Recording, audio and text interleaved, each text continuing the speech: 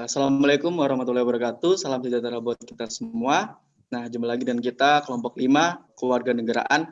Nah, di sini kita ingin membahas sebuah topik yang bisa dibilang saat ini lagi hangat-hangatnya untuk kita bahas, virus COVID-19 ini. Yang sama-sama yang kita ketahui, COVID-19 ini kan lagi menjadi wabah di dunia ini, terutama di Indonesia ini sejak tahun 2021 kalau nggak salah, dan sampai sekarang juga belum ada tanda-tanda COVID ini buat mereda gitu. Nah, tapi sebelum kita masuk ke topik pembahasan kita, alangkah baiknya di sini kita ingin memperkenalkan dulu dari anggota-anggota kami. Langsung aja nih, mulai dari saya sendiri yaitu Rian Oktav Sukma dengan NIM 464, dan silakan teman-teman.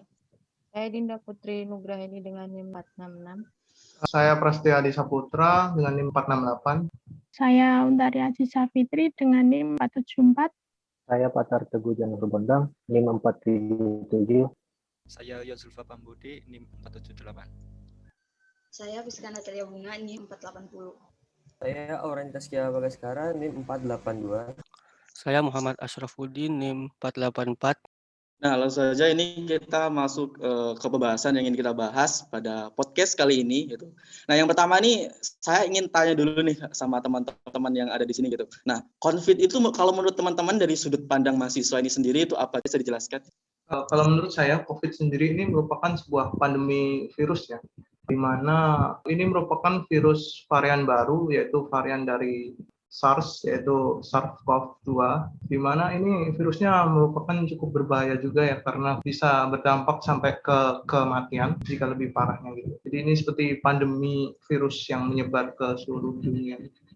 Ya sih, benar banget, karena COVID ini sudah menjadi wabah gitu, bukan hanya di Indonesia juga bahkan di seluruh dunia gitu. Dan juga secara langsung juga melemahkan perekonomian dari setiap negara itu sendiri. Nah, kalau bicara soal perekonomian nih kan, dengan adanya wabah virus COVID-19 ini tuh semua terdampak gitu, baik dari kalangan bawah, atas maupun menengah gitu. Dan terutama nih kalau saya lihat nih dari UMKM kecil itu sangat terdampak sekali gitu. Nah, kalau di sini kita hubungkan dengan hak dan kewajiban gitu, menurut saya rada masuk gitu. Mungkin untuk hak sendiri dari masyarakat, kita sebagai masyarakat harus selalu mematuhi protokol kesehatan, dan dari pemerintah juga mempunyai hak untuk membantu masyarakat-masyarakat yang terdampak gitu. Nah, kalau menurut teman-teman sendiri mungkin ada pendapat lain untuk hak dan kewajiban di masa pandemi ini?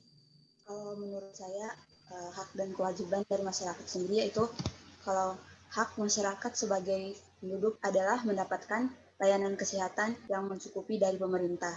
Terus kewajibannya yaitu kita sebagai masyarakat harus menjaga kesehatan diri sendiri dan juga tentunya harus menjaga kesehatan lingkungan sekitar kita agar bisa terhindar dari penyakit ini. Ya, benar banget.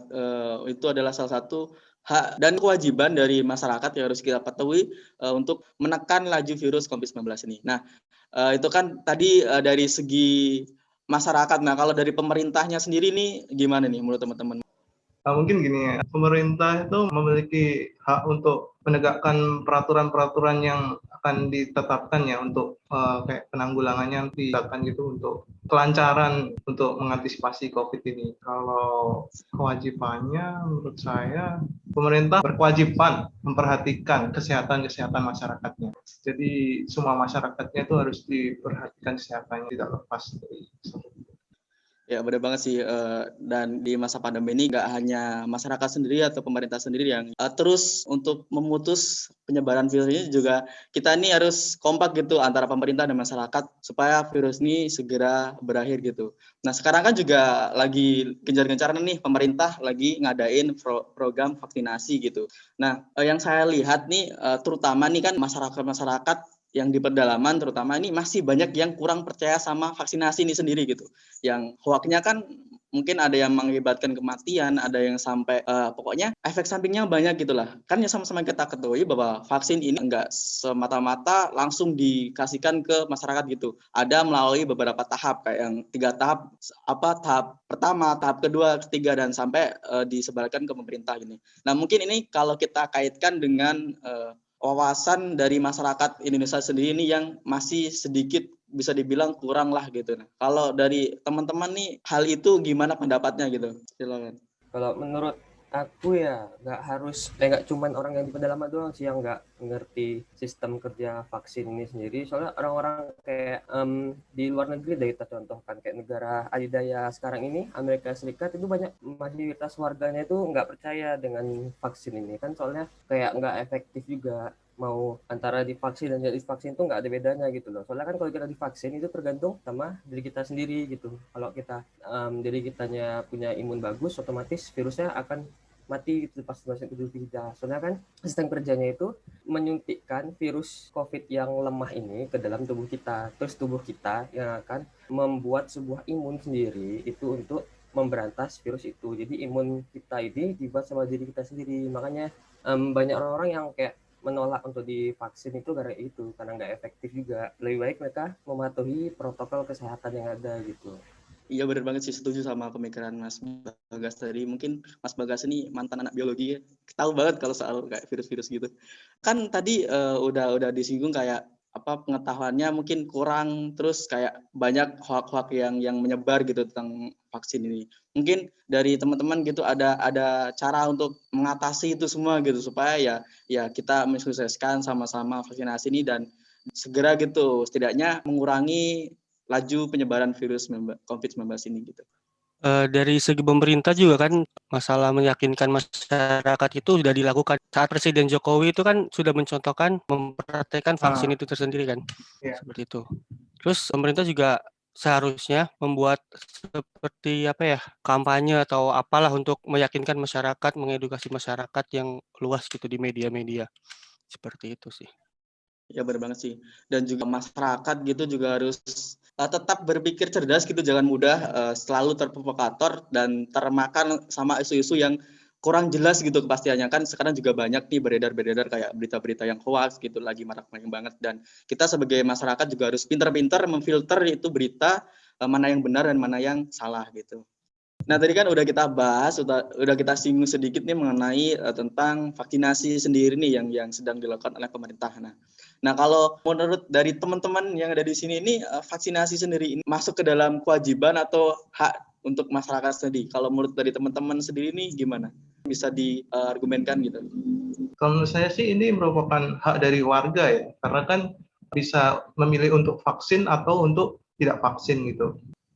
Ya, kalau menurut aku sih itu kewajiban ya harusnya. Soalnya kan kita ambil contoh negara sebelah lagi deh, Amerika lagi kan, itu mereka ini kewajiban vaksin ini kan nggak ada di negara mereka kan. Jadi kan itu kan peraturannya dari pemerintah kan. Peraturan pemerintah ini tidak mewajibkan warganya untuk vaksin, ya kan? Nah, kan di setiap negara tuh pasti ada bidang yang menganalisis suatu keputusan pemerintah.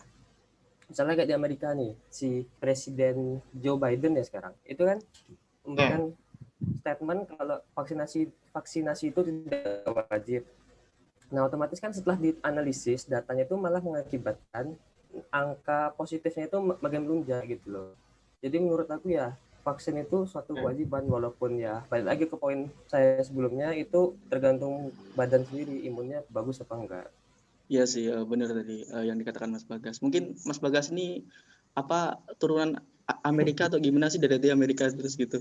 Dan mungkin juga kita ya kalau walaupun sudah ada program vaksinasi juga mungkin kita harus tetap patuhi protokol kesehatan. Jangan semata-mata kita sudah divaksin terus kita bebas dari COVID-19 itu salah sekali, karena ya menurut saya juga vaksinasi ini adalah bukan mematikan virus, cuman mencegah gitu aja. Kita harus kompak di mana pemerintah juga selalu gencar-gencarnya menegakkan vaksinasi ini. Kita sebagai sebagai warga negara juga harus kompak lah gitu, harus sama-sama menyukseskan gitu. Jangan pemerintahnya saja tetapi kita juga lengah, itu juga ya nggak bakal ada habisnya gitu virus ini gitu.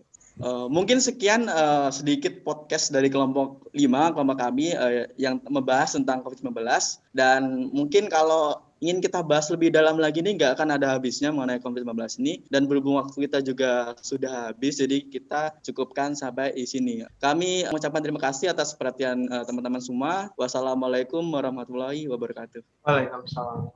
Waalaikumsalam warahmatullahi wabarakatuh. Terima kasih. Dan jangan lupa subscribe dan hidupkan Like, komen. Terima kasih. Ya, like dan komen. Nggak cukup guys, part 2.